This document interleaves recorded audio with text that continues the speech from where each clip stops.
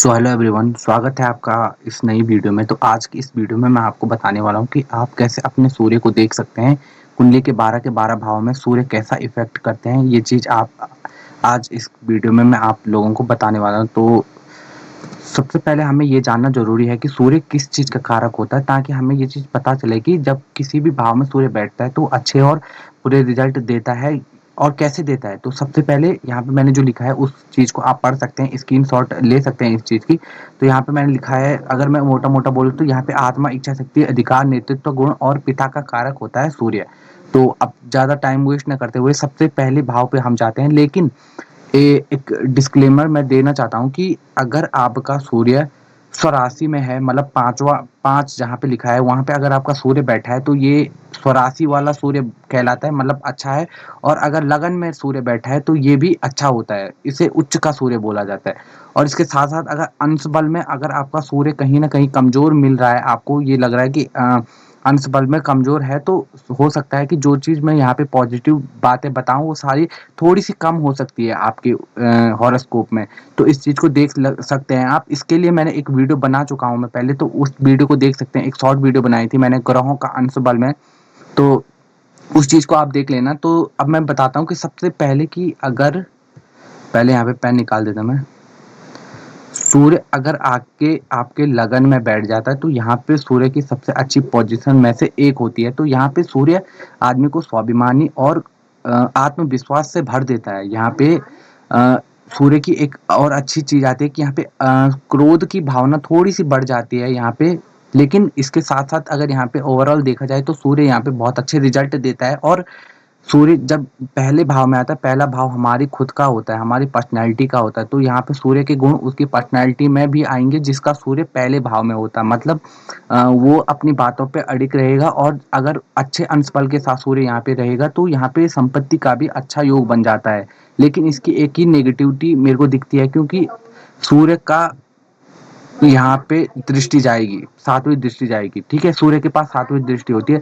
तो और एक एस्ट्रोलॉजी का एक सूत्र मैं आपको बताता हूँ कि ग्रह जहाँ पे बैठा होता है उससे ज्यादा इम्पैक्ट वो डालता है जहाँ पे वो उसकी दृष्टि जा रही है। तो इस दृष्टि पे भी मैं एक लॉन्ग वीडियो बनाऊंगा कि सूर्य की दृष्टि कैसे काम करती है। तो कभी भी अगर आपका सूर्य नेगेटिव कहीं पे बैठा हुआ है तो यहाँ पे आपको होप नहीं खोनी है और आपको निराश नहीं होना, क्योंकि उसकी दृष्टि हो सकती है आपके लिए बहुत अच्छी हो सकती है। ठीक है, तो अब मैं यहाँ पे बताता हूँ कि इसकी दृष्टि सातवीं पड़ेगी यहाँ पे आपके सातवें हाउस पे। यहाँ से पता चलता है हमारी शादी और रिलेशन का। तो यहाँ पे कहीं ना कहीं डोमिनेंस दिख सकता है अपना, और ईगो दिख सकता है। तो इस चीज को आप थोड़ा सा कंट्रोल कीजिए। और यहाँ पे अगर लगन में सूर्य होता है तो क्योंकि सूर्य तेज का कारक है तो यहाँ पे थोड़ा सा बालों की झड़ने की समस्या भी आ सकती है। ठीक है, अल्पकेशी यहाँ पे व्यक्ति को बोला जाता है। अब सेकंड हाउस में जब भी आपका सूर्य आके बैठ जाता है तो सेकंड हाउस होता है हमारे वाणी का भाव होता है। तो यहाँ पे वाणी थोड़ी सी कठोर हो जाती है सूर्य के कारण, क्योंकि सूर्य एक क्रूर ग्रह है। और यहाँ पे सूर्य कठोर का मतलब मेरा ये नहीं है कि यहाँ पे नेगेटिव बातें बोलते हैं, लेकिन यहाँ पे जो बोलते हैं सच बोलते हैं। और ये यही चीज कहीं ना कहीं इनके रिश्तों को कभी कभी खराब कर देती है। क्योंकि अब आपने देखा होगा कि जहाँ पे भी आदमी बिल्कुल सच बोलेगा, क्योंकि सच तो कड़वा होता है जो कि लोग नहीं सुनना चाहते। तो मेरा ऐसा मानना है कि अगर सूर्य आपके दूसरे भाव में है तो ये भले आपको संपत्ति का सुख देगा, क्यों नहीं देगा, क्योंकि यहाँ पे देगा, क्यों देगा, क्योंकि दूसरा भाव होता है हमारे पैसों से रिलेटिव, हमारे कुटुंब का झगड़ा हो सकता है, कुटुंब से रिलेटेड होता है यहाँ पे। ठीक है, और सारी चीजें मैं यहाँ पे इसलिए बोल रहा हूँ, ये कुटुंब का बात यहाँ पे इसलिए हो रही है क्योंकि सूर्य एक क्रूर ग्रह है। और आपको पता है कि जहाँ पे क्रूरता होगी वहां पे थोड़ी सी बात बिगड़ सकती है। तो आपको एक चीज कंट्रोल करनी है कि आपको बोलना है, लेकिन थोड़ा सा सॉफ्ट बोल लिए, या थोड़ा सा सामने वाले की भी सुन लिया के। यहाँ पे एक ही चीज बोलूंगा मैं बस। इसके अलावा सेकंड हाउस में भी सूर्य बहुत अच्छी सिचुएशन में है अगर आपकी, तो ये अच्छे रिजल्ट देता है। ठीक है, अब थर्ड हाउस, थर्ड हाउस होता है हमारी पराक्रम का भाव। ये भी बहुत बहुत अच्छा रिजल्ट यहाँ पे सूर्य देगा आपको, क्योंकि सूर्य एक ऊर्जा है, सूर्य एक एनर्जी है। और ये एनर्जी अगर आपके पराक्रम में लग जाए तो आप किसी भी काम को लेकर डिसिप्लिन हो जाएंगे और आप किसी भी काम को आसानी से कर सकते हैं। यहाँ पे पराक्रम भाव में जो भी क्रूर ग्रह होते हैं वो शुभ माने जाते हैं। ठीक है, क्योंकि पराक्रम भाव एक ऐसा भाव होता है कि जहाँ पे आपको अपना अपना दबदबा, अपना साहसपन और आपका प्रताप दिखाना पड़ता है। तो यहाँ पे सूर्य सम्मानीय बनाता है व्यक्ति को, लेकिन यहाँ पे एक चीज की प्रॉब्लम आती है कि भाई बहनों से थोड़ा सा सुख कम मिलता है, या तो नहीं होते हैं या तो होते हैं, तो थोड़ा सा अनबन बनी रहती है। और यहाँ पे क्योंकि इसकी 9वीं दृष्टि जाती है यहाँ पे आपके 9th हाउस पे, सॉरी ये यहाँ पे 8th पे चलेगी, यहाँ पे जाती है, तो यहाँ से आपके भाग्य को मजबूत करता है सूर्य। अब मैंने पहले भी बोला कि जहाँ पे दृष्टि जाएगी वहां ज्यादा इम्पैक्ट पड़ेगा जहाँ पे ग्रह होता है। इसके ऊपर डिटेल में वीडियो बनने वाली है, तो इस चैनल को आप सब्सक्राइब कर सकते हैं। तो अब जाते हैं 4th हाउस पे। जब भी 4th हाउस में सूर्य जाता है तो यहाँ पे 4th हाउस होता है हमारे परिवार का, हमारे हृदय का। तो यहाँ पे परिवार में कलह हो सकती है सूर्य के कारण, क्योंकि सूर्य एक प्रतापी और एक एनर्जी से भरा प्लेनेट है। और इसके साथ साथ यहाँ पे क्योंकि ये हृदय का कारक भी होता है 4th हाउस, तो यहाँ पे हृदय थोड़ा सा कठोर हो जाता है इंसान का। और यहाँ पे वाहन का सुख में थोड़ी सी कमी कर देते हैं सूर्य, लेकिन कमी का मतलब ये नहीं है कि होगा नहीं होगा, लेकिन अच्छी स्थिति में अगर सूर्य है तो यहाँ पे बहुत अच्छी चीजें मिल सकती हैं आपको। लेकिन अगर यहाँ पे खराब स्थिति में 4th हाउस में सूर्य बैठा है तो यहाँ पे ये आपको जरूर वाहन के सुख में थोड़ा सा कमी करेगा। अब यहाँ पे क्या देखना है आपको कि यहाँ पे कौन सी राशि बनी है, उस राशि का अधिपति जो आपके चौथे घर का स्वामी है, अगर वो कहीं पे भी अच्छी सिचुएशन में या आय भाव में बैठा है, या आपके 11वें भाव या किसी भी अच्छे भाव में बैठा है, तो यहाँ पे आपको इस चीज से नहीं डरना है कि आपको वाहन और उसका सुख नहीं मिलेगा। 100% तब ये चीजें आपको मिलेंगे, क्योंकि इसका लॉर्ड भी कहाँ पे बैठा है ये भी इम्पोर्टेंट हो जाता है। ठीक है, तो आपको हर चीज में हर भाव में ये चीज देखनी है।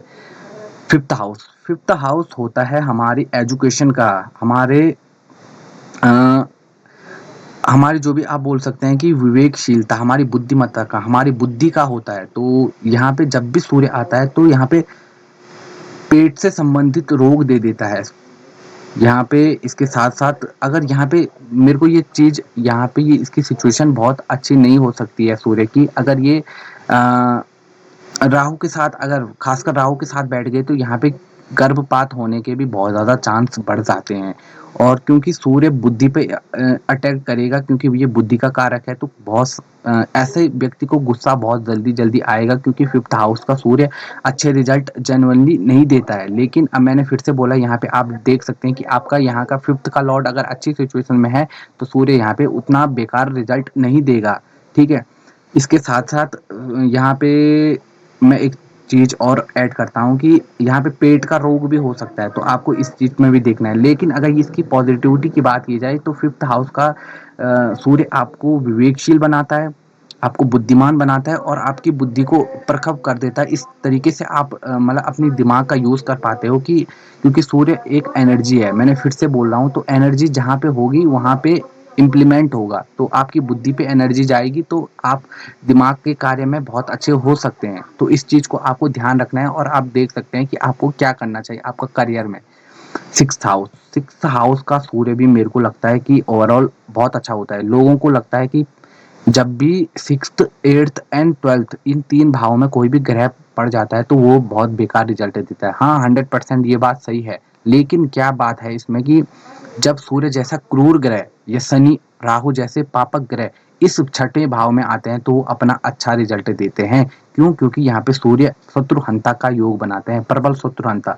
शत्रुहंता का योग का मतलब है कि यहाँ पे आपको शत्रुओं से भी सम्मान मिलेगा, शत्रु आपका कुछ भी नहीं बिगाड़ पाएंगे। और इसके साथ साथ आप जन्म के बाद आपके पिता की प्रगति हो सकती है, उनकी उन्नति हो सकती है। माता पक्ष से थोड़ी सी कमी यहाँ पे देखी जाती है कि मतलब आपकी अपने मामा नानी के साथ थोड़ी ना बने, लेकिन यहाँ पर अगर सूर्य बैठा है तो आप 100% एक चीज मान लीजिए कि रोग आपको भले लगे लेकिन वो ज्यादा टाइम तक आपको इफेक्ट नहीं कर सकते। जिनको भी आपने देखा होगा कि बुढ़ापे में भी अ, अच्छी तरीके से स्वस्थ हैं, मतलब ज्यादा बीमार नहीं होते, तो जान लीजिए कि उनकी कुंडली में या तो सूर्य यहाँ बैठा है, या तो शनि या तो राहु जैसे प्लेनेट यहाँ बैठे हैं। तो ये भी बहुत अच्छी सिचुएशन है अगर आपके हॉरोस्कोप में ये बनती है।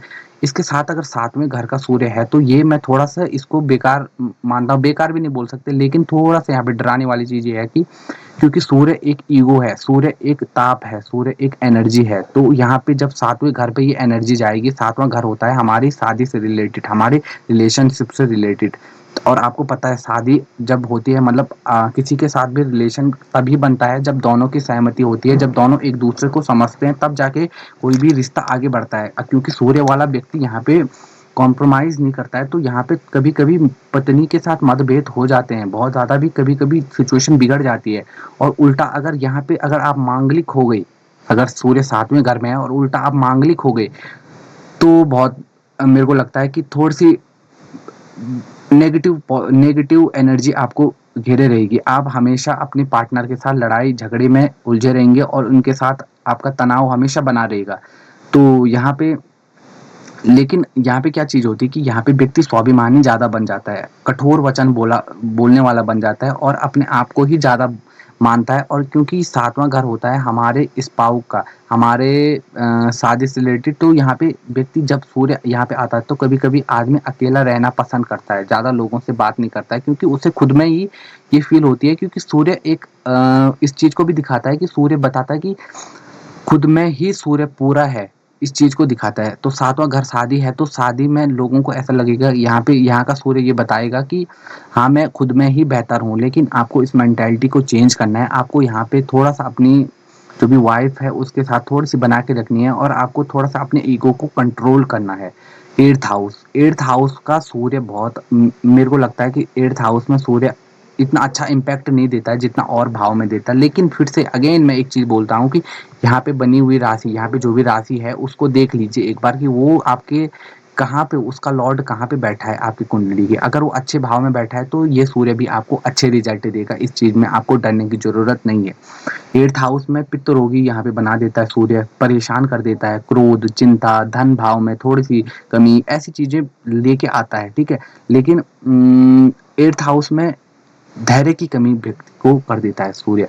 तो आपको धैर्य बिल्कुल नहीं खोना है। आप किसी भी काम को शुरू कर रहे हैं तो आपको धैर्य बनाए रखना है, ठीक है? धैर्य की मैं बात करता हूँ, तो अगर आप धैर्य बनाए रखते हैं तो अब किसी भी काम में तो हो सकता है आपको सक्सेस मिल जाए, लेकिन आप शर्त यही है कि आपको धैर्य बना के रखना है। 9th हाउस, ये एक बहुत अच्छी और पॉजिटिव प्लेसमेंट है सूर्य की। 9th हाउस हमारे भाग्य का भाव होता है और भाग्य को जब सूर्य देव रूल करेंगे तो आपको पता है आपकी कितनी अच्छी ग्रोथ होगी। यहाँ पे व्यक्ति, क्योंकि 9th हाउस साधना का भी कारक है, धर्म का भी कारक होता है, तो 9th हाउस में जब सूर्य जाते हैं तो आदमी को धार्मिक बना देते हैं, कट्टर वो बना देते हैं कि मतलब अपने धर्म के लिए ये लड़ेगा ही लड़ेगा। ऐसा व्यक्ति भी कभी-कभी हो जाता है। यहाँ पे सदाचारी व्यक्ति हो जाता है, धार्मिक, वाहन का सुख मिल जाता है, ज्योतिष शास्त्र की ओर कभी-कभी व्यक्ति का रुझान हो जाता है, यहाँ से शिव का उपासक हो सकता है व्यक्ति। तो ओवरऑल यहाँ पे 9th हाउस का सूर्य अगर अच्छी सिचुएशन में है तब तो बहुत अच्छी बात है, नहीं तो फिर भी सूर्य हमारे भाग्य के लिए बहुत अच्छा प्लेनेट हो सकता है। आपको इसको भी एक पॉजिटिव वे में लेना है और ये आपको पॉजिटिविटी ही देगा। 10th हाउस, क्योंकि 10th हाउस हमारे कर्म का भाव होता है, तो यहाँ पे अगर सूर्य जैसा चमकदार प्लेनेट आएगा तो ये आपके कर्मों के दम पे आपको चमका देगा। मतलब आप जो भी काम करेंगे, आप कहीं पे भी कोई जॉब करेंगे या कुछ भी करेंगे तो आप उस चीज़ को इस तरीके से करेंगे कि आपका कर्म ही आपको फेम देगा, आपका कर्म ही आपको नेम फेम और पैसा देगा, ठीक है? तो आपको कर्मों के ऊपर 100% ध्यान देना है। लेकिन यहाँ पे कभी-कभी क्या होता है कि लोग अपने जब भी 10th हाउस में वो सूर्य जाता है तो कभी-कभी अपने जो पद होता है उसका थोड़ा दुरुपयोग करना लगते हैं और लोग खुद की ईगो में आके सामने वाले को नुकसान पहुँचाते हैं, क्योंकि सूर्य जब 10th हाउस में जाता है तो 100% ये आपको बहुत अच्छे-अच्छे पदों तक ले जाने की कोशिश करता है। तो आप कहीं पे अगर अच्छे पद में हो और वहाँ पे आपको ग्रोथ तो मिलेगी ही मिलेगी, क्योंकि सूर्य यहाँ पे है, तो आपको ये चीज़ देखनी है कि सामने वाले की इमोशन का भी केयर करना है आपको, ठीक है? आपको खुद में ही ईगो को थोड़ा-सा कम किया करें, ये चीज़ मैं यहाँ पे सजेशन देता हूँ। लेकिन 100% यहाँ पे भी ये प्लेसमेंट बहुत अच्छी है आपके लिए। तो ये भी है, अगर आपकी सिचुएशन, तो आपको भी यहाँ पे बहुत अच्छी ग्रोथ मिल सकती है अगर आप मेहनत करते हो, ठीक है? मेहनत के लिए मैं कभी हर वीडियो में बोलता हूँ कि मेहनत तो आपको करनी पड़ेगी, फिर आपके ग्रह कैसे भी हों, ठीक है? अब 11th हाउस, 11th हाउस किस चीज़ का है? यहाँ पे इच्छा पूर्ति का भाव है ये, तो यहाँ पे अगर सूर्य आता है तो यहाँ पे क्विकली आपकी जो भी आप इच्छा करेंगे, जो भी आप मतलब सोचेंगे, जो भी आपकी इच्छाएँ होंगी, आपकी मनोकामना को पूर्ण कर देते हैं सूर्यदेव यहाँ पे आकर।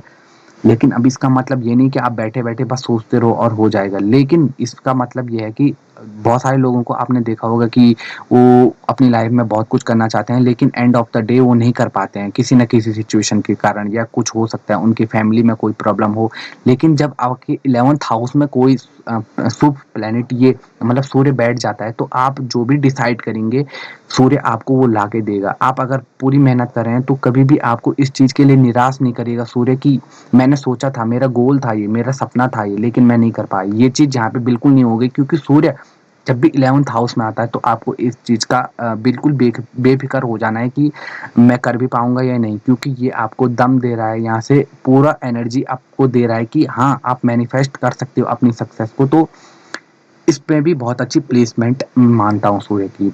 12th हाउस में मैं इतनी अच्छी प्लेसमेंट तो नहीं बोल सकता इसको, क्योंकि यहाँ पे क्या होता है कि अ, नींद से रिलेटेड प्रॉब्लम सूर्य देता है यहाँ पे, ठीक है। और इसके साथ साथ पत्नी के साथ मतभेद, नेत्र में दिक्कत देता है और आलसी व्यक्ति को बना देता है। यहाँ पे अगर आपको सूर्य को पॉजिटिव कार्य कराने हैं, पॉजिटिविटी में लाना है सूर्य को, तो आपको प्रदेश यात्रा करनी पड़ेगी। आपको जहाँ पे आपका निवास स्थान है वहाँ से बाहर निकल के कहीं पे दुनिया, जहाँ पे बोलते हैं लोग कि दुनियादारी देखो, वो चीज़ अगर आप करते हो तो कुछ हद तक इसके रिजल्ट अच्छे हो सकते हैं। लेकिन फिर भी यहाँ पे इतने बेकार रिजल्ट भी नहीं होते सूर्य के। लेकिन फिर भी बोल सकते हैं कि अगर यहाँ का लॉर्ड, 12th का लॉर्ड अगर कहीं पे अच्छी सिचुएशन में यहाँ पे बैठा है, कहीं पे भी अच्छी सिचुएशन में बैठा है, तो आप इस चीज़ के लिए बेफिक्र हो जाइए कि आपको यहाँ पे वो होगा, नेगेटिव रिजल्ट मिलेंगे। क्योंकि जब भी आपका किसी भी प्लेनेट का लॉर्ड कहीं अच्छी सिचुएशन में बैठता है, तो इसका मतलब ये होता है कि भले वो प्लेनेट आपको वो चीज़ ना दे,